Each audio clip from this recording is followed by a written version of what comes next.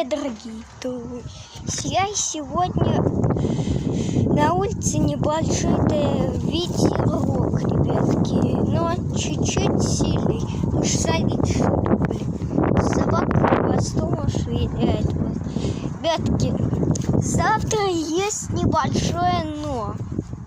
Завтра мороз будет.